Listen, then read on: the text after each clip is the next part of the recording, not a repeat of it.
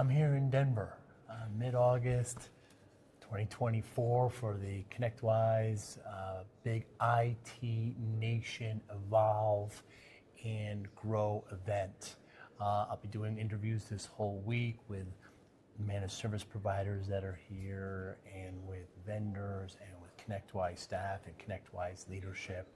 Hope to gain some insight on the happenings that are going on. Also great insight from the managed service providers. But the following interview will be from this event here in Denver. Thanks so much for listening. Hi, I'm Joey Pinz. People ask me, how did I lose 130 pounds? The quick answer is always discipline.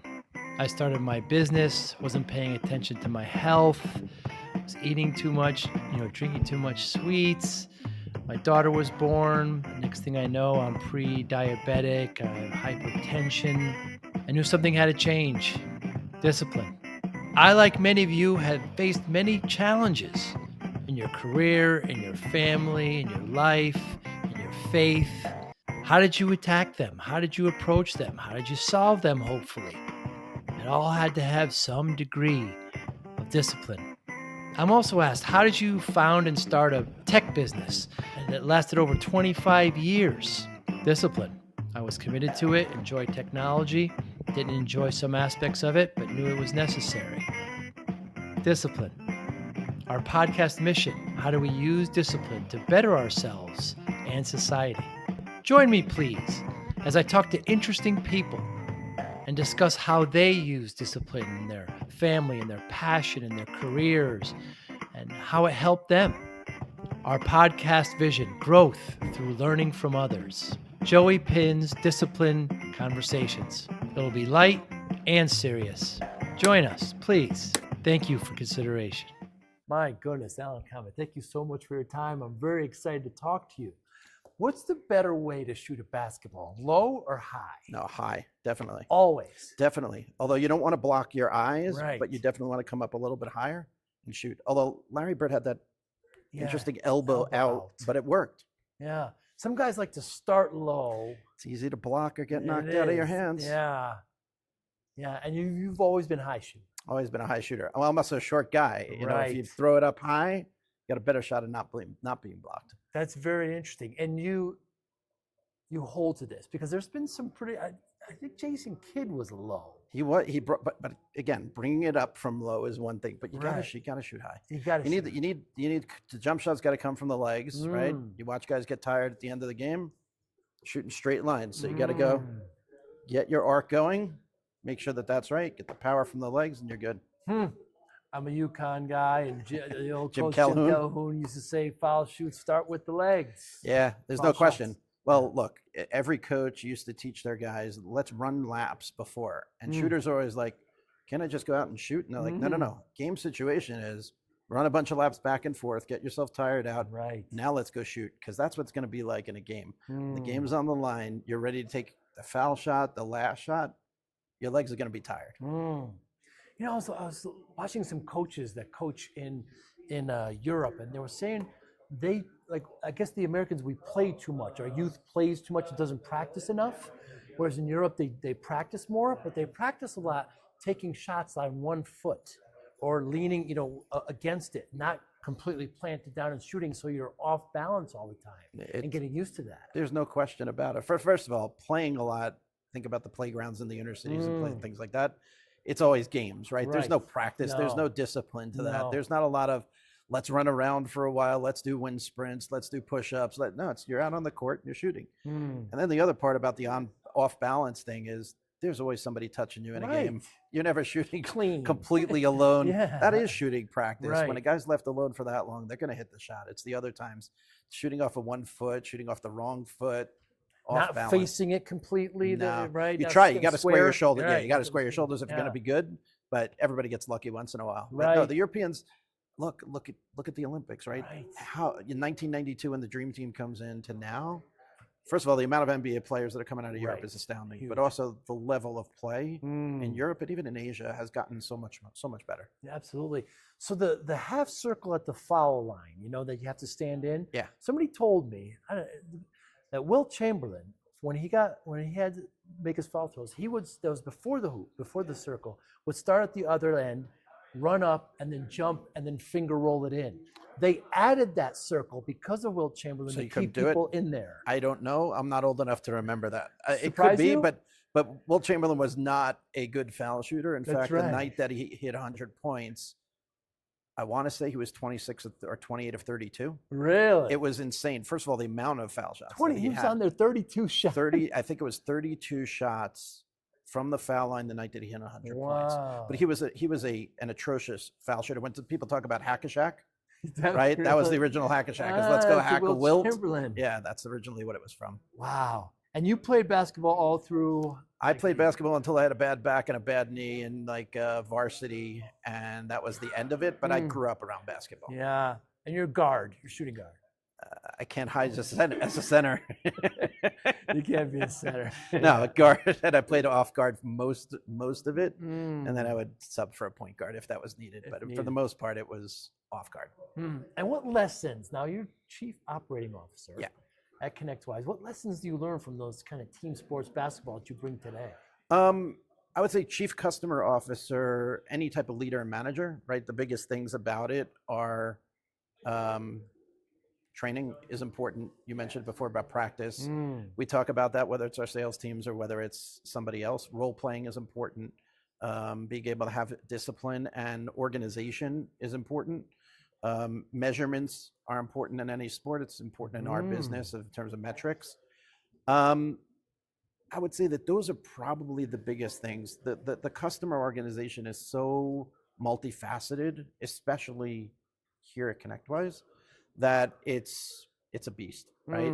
And so there are different personalities also. It is making my direct reports into a team, which as a coach, certainly that's something that's necessary, is taking players, right? We all, Last Dance, Michael Jordan, things like that, that are out there. Making everybody play as a team is extremely important, and trying to use people for their best skills and putting them in the right locations to succeed.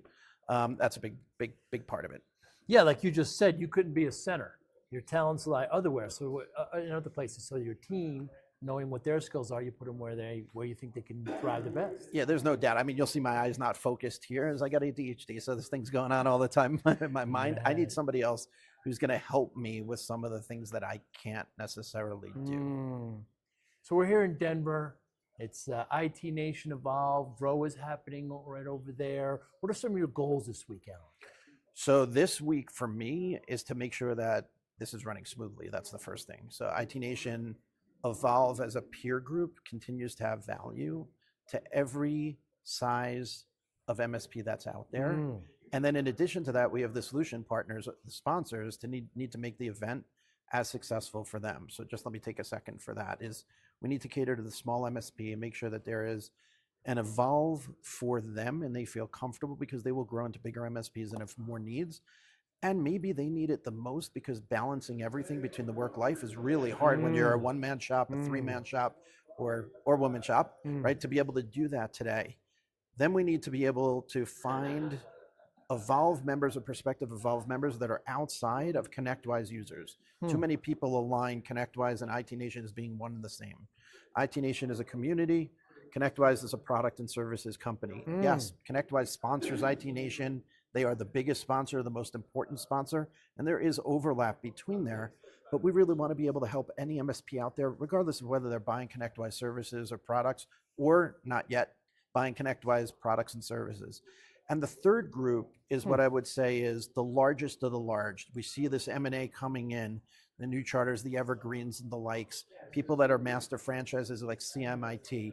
How can we continue to provide services to those mature organizations as they continue to grow and evolve? So one of the things that we found out in the last few days, as Keisha, our chief people officer, started talking about things, is HR for them is still a pain point. Yeah. They know technology, they understand EBITDA now, they understand some of the things that they may not have understood as a small MSP.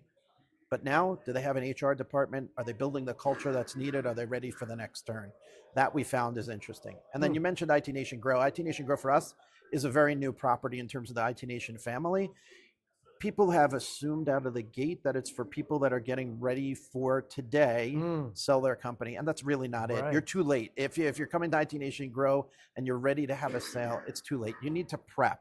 So whether that is something like prepping to structure the right way so your tax event is not as painful as it is when you're ready to go through that, that's one thing. Structuring your organization for the right thing in terms of succession. If your exit is not going to be a sale, but you want some family member to take over, how you build that succession plan for that, or somebody else if it's not in your family.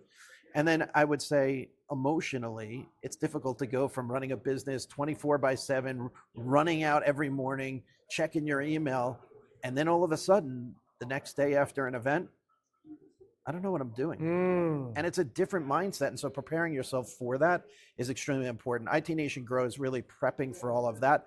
And we're recommending to people minimum of 5 years before you're ready for that event. IT Nation Grow is really a good way to start that process. It's by no means holistic. It is one day, $300, $299 to be able to come and hear from experts and people that have done this and learn a lot.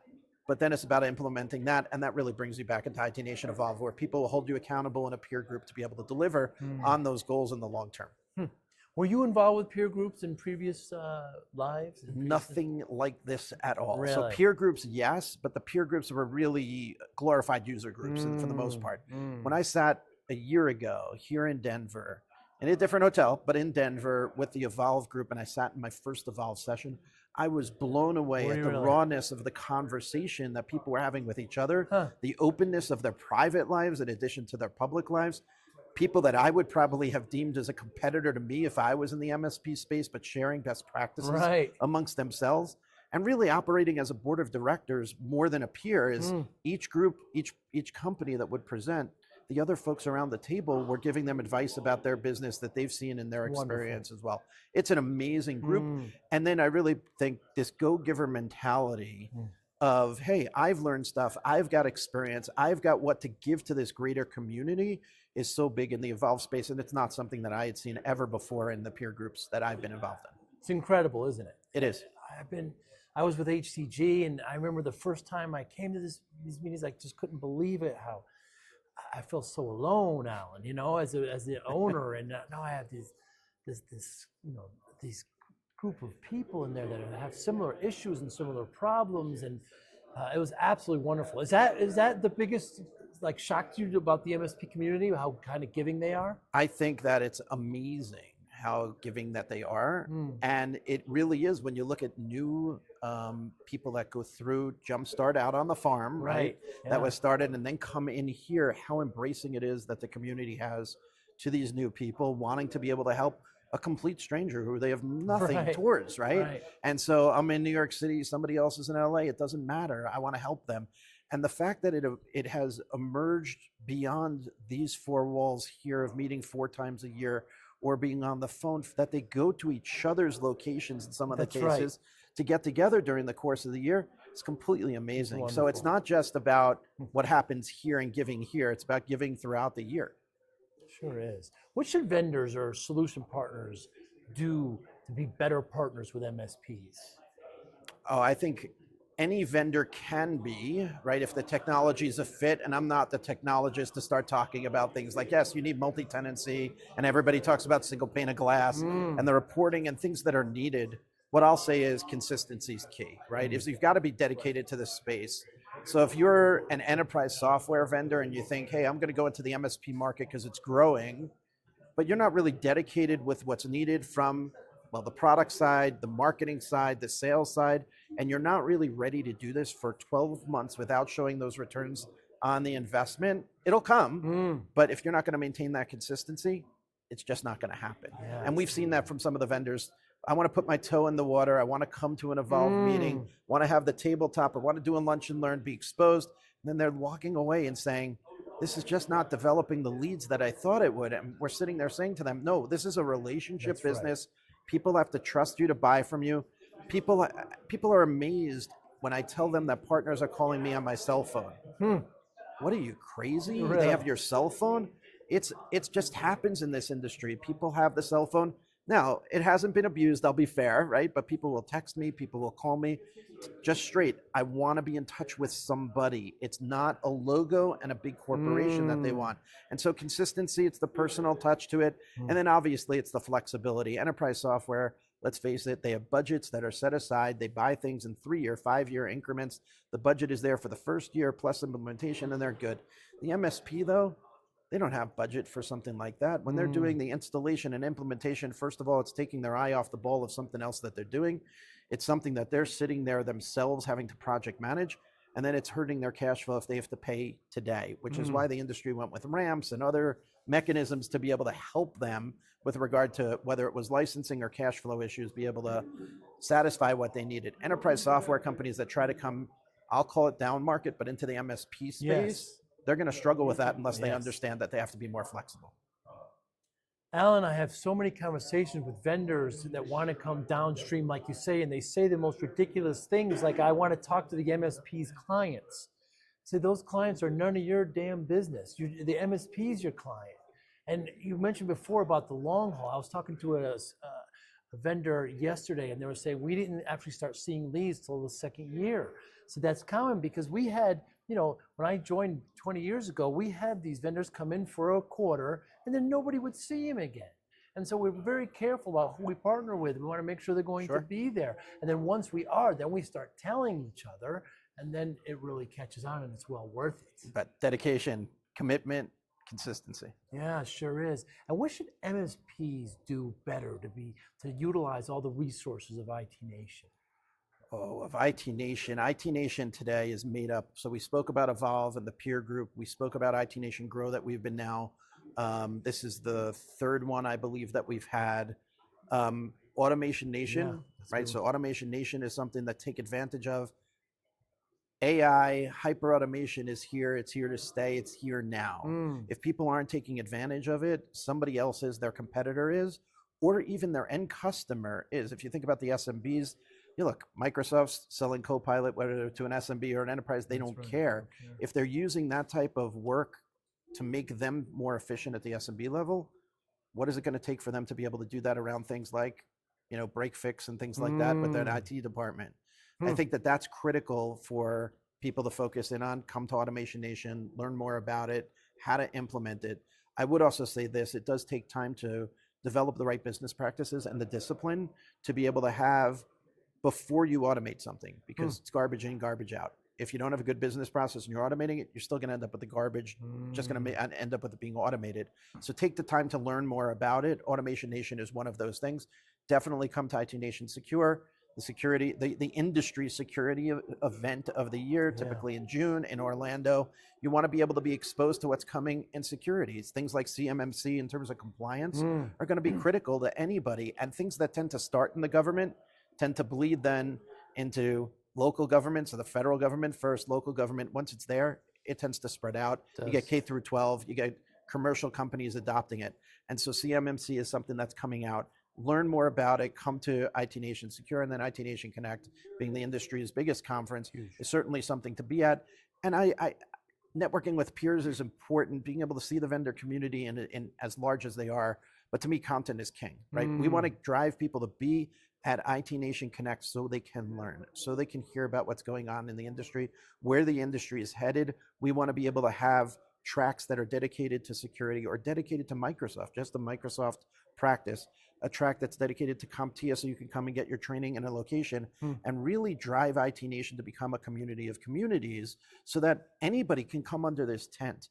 We, as ConnectWise as a sponsor, ConnectWise is open this up to any vendor that's out there, regardless if they're competitive to ConnectWise or complementary to ConnectWise. So some of the biggest competitors too, all we ask is abide by the code of conduct that's there, right? Let's not poach each other's clients. Let's not badmouth anybody. There's enough business for everybody. But bringing everybody into one area, the MSPs can take advantage of that without having to go from station to station, state to state, country to country. Come to one show, come to one event. And then IT Nation is much broader than that. We want to be able to produce content that's valuable. So we'll be launching a website in Q4 that hopefully will then be a house to IT Nation developed content, but also co-branded content between IT Nation and other vendors as well. So being able to educate the community is really something that MSPs can avail themselves of by using IT Nation for it. And so there's a lot there. There sure is. And Greg Lally does a great job of heading all that He up. certainly does. Yeah. So when I talk to MSPs, Alan, there's three things that keep them up at night. And it's been very consistent the last 3 or 4 years. First is security. They're worried their clients are going to click something and they're going to get infected. Second is human capital. How are they going to replace techs if they leave? How are they going to get new? And third is just growth. PE is in, and how are they going to get? Just sales and marketing is big on their mind. How does ConnectWise help with any of those? So let's take it from the ConnectWise standpoint, not the IT Nation standpoint, because we spoke about that. So ConnectWise, in terms of security, there's security offerings today, whether it's EDR solutions, and we partner with the leaders in the space, whether it's Bitdefender, SentinelOne, Microsoft.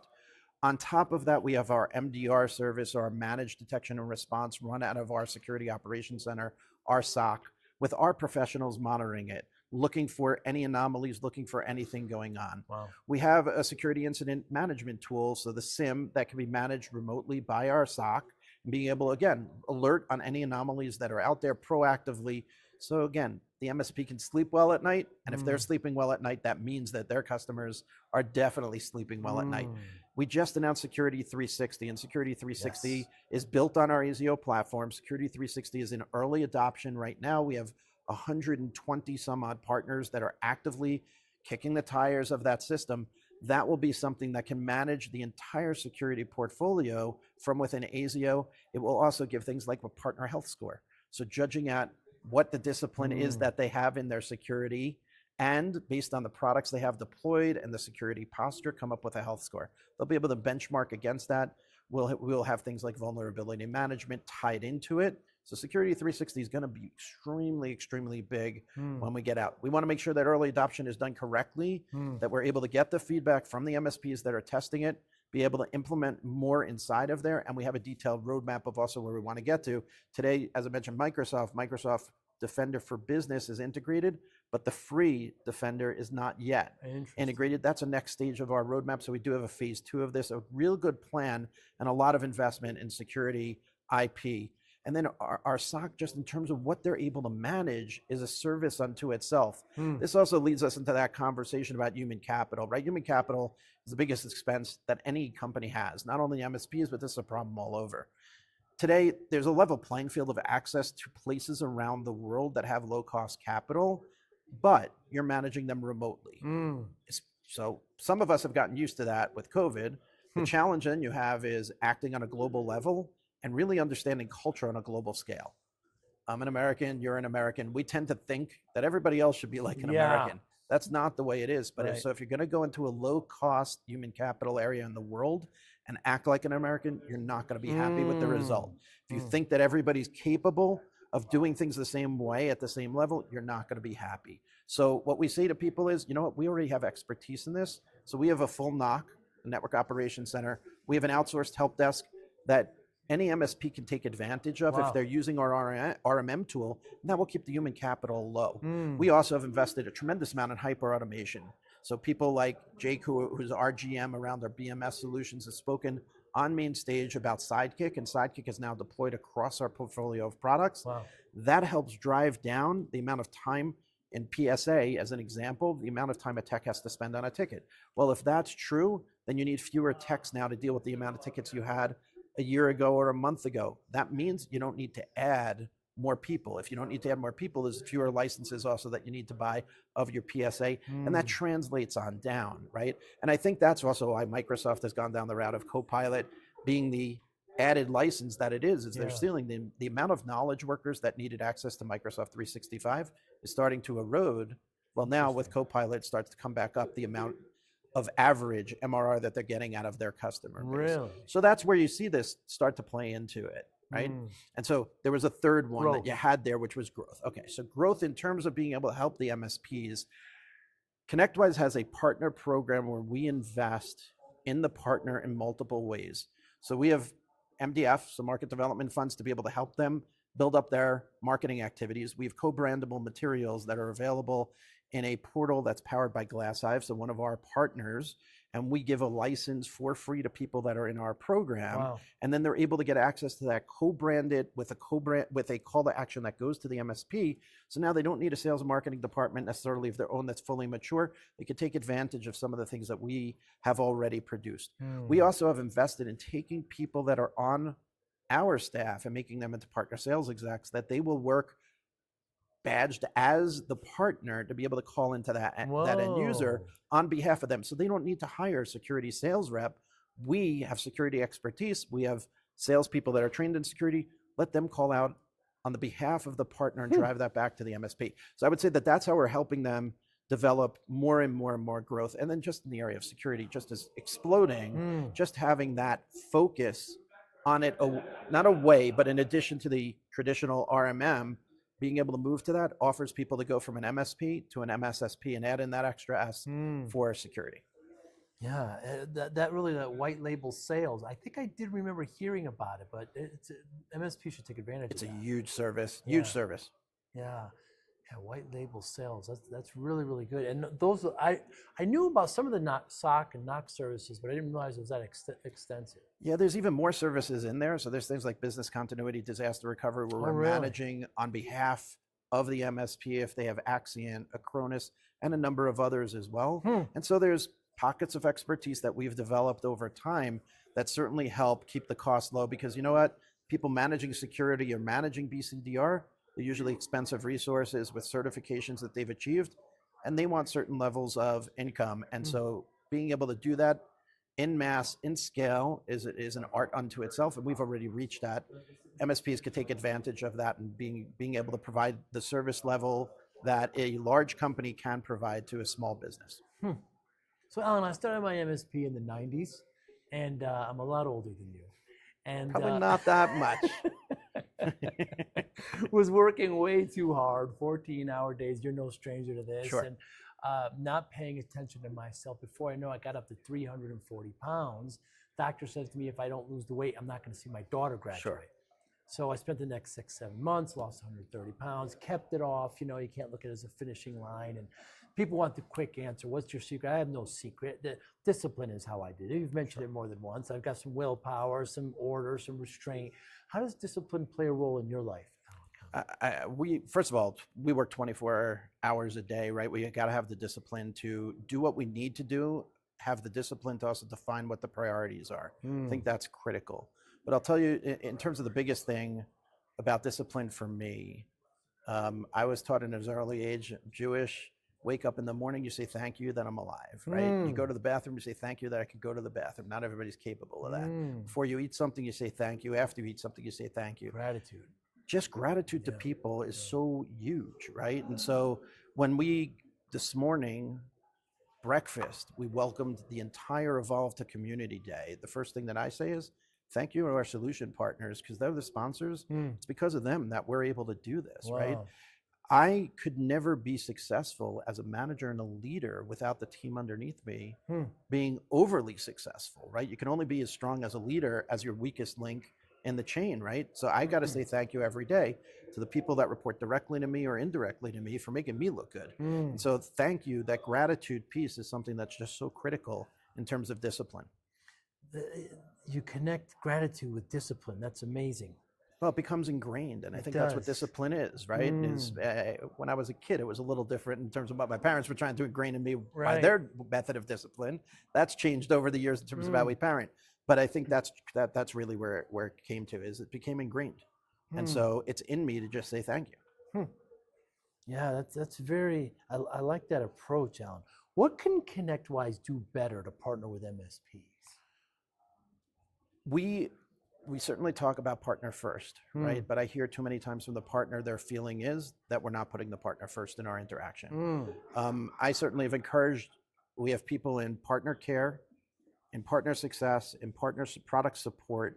All of those are partner facing roles in the customer organization. I've encouraged more and more people pick up the phone, right? People have a phobia of picking up the phone. I can understand that. People love sending an email or a text today. That's the way the world is. But let's face it, we get so many emails. A lot of emails end up in cyberspace somewhere, or a spam or junk folder picks it up. we don't even know if it's getting to somebody. And there's no human interaction. There's no human feel to it. If we pick up the phone and speak to somebody, they're all of a sudden, again, they're not feeling about the company. They're feeling about they're dealing with a person. I think also when somebody is a keyboard warrior and is blasting you on whether it's Reddit or a message board or our virtual community, pick up the phone and call them. First reaction is stunned silence. They can't believe somebody actually picked up the phone to call them. And it diffuses the situation. It starts off the conversation by, we both want to be successful together. Nobody's looking to hurt the other one, right? We're looking to be successful, and that helps the SMB. And so picking up the phone is something that I'm encouraging people more and more to do. We are looking at metrics, where we do that, but we need to do a better job of that. The other thing is, and somebody mentioned it in one of the panels in the last 2 days, is the person who picks up the ball because they get an email from a partner, they get an inbound phone call from the partner. At that point, even though you may not be the account manager on them, you may not be our PSM or partner success manager on them, it's your ball to run with. Now, you can send a note to their account manager and copy the partner, and then, hey, you're off the hook. That's somebody else has to handle that. Until that point in time, it doesn't matter that you're not their account manager or their defined PSM. You, the person that picked up the ball, are ConnectWise as far as that partner is concerned. So we're instilling that more and more in terms of our people. And the last piece I'd say is we manage things like SLOs and SLAs as things get towards a breach. Before it gets towards a breach, we want to be proactive at the managerial level. I'll handle escalations, but I can't handle every partner being an escalation. My managers have to be able to do that and say, look, these things are going to be escalations because they're getting closer and closer to that SLO or SLA. Let me be proactive and solve that problem so it doesn't become a bigger escalation than it already is. And that's huge. Very huge. What can MSPs learn about operations specifically from you? That's an excellent question. I would say from myself, it's hard work. That's really it. If I spent a lot of time with startups, not necessarily MSPs, but a lot of the startups are asking the question of, where's the shortcut, right? And they always want to point to the one example of somebody that had an idea, executed on it for 6 months and got bought for $100 million. That's right. There is no shortcut, right? If there was, we'd all be doing it. And when we call the shortcut anymore, it would just be called the way we do business. That's right. And so I say to MSP, it is hard work. You got to put in the hard work to be able to get there. I will certainly say, though, on the operational side, you cannot do a good job operationally without your mind being okay. That means take the time to unplug, take the time to spend with family, take the time to get away from the computer, and take the time to think also. There are too many times where we get caught up in how we're dealing with operations today or what we're doing, and we think, okay, that's best in class. We don't even take the time to review it. So step away, take that time, take it on the beach, take it wherever you are, think about it, and then come back. And oftentimes I remember I would use these peer groups to do that because I'd be away from the office, and I would take a couple of days before and after to kind of think about things, because it's hard to work on the business when you're in the business. So your advice of kind of... I also think you could ask people here. That's true too. Right? What are you doing in terms of dealing with hypergrowth, or what are you doing in terms of systems that you've put in place, but now I need practices to be able to follow to make it work. I mean, we sell a PSA, but a PSA without the business practices and policies around it, it's nothing. It's just a piece of software. And so those type of things, if you could speak to your peers around you who have gone through it or are going through it, you'll do better when you come back in terms of operationalizing your business. Alan Komet, thank you so much for your time. I love what you're doing. You're great for the MSP community, great for ConnectWise. Please keep up the great work. Thank you. Thank you for your time. Thank you for listening and or viewing Joey Pinz Discipline Conversations. Please share this episode with one or two of your friends who you think may benefit from the episode. Our website, www.joeypinz.com. There you'll find lots of resources, and you could join our mailing list. Please follow us on all our social media, Instagram, Twitter, and Facebook. Podcast information, the video version of our podcast is on YouTube. Please subscribe. Audio is on all major podcasting platforms. Please follow them. And if you like it, please consider giving 5-star rating. Would really appreciate that. Thank you again for listening or watching Joey Pinz Discipline Conversations.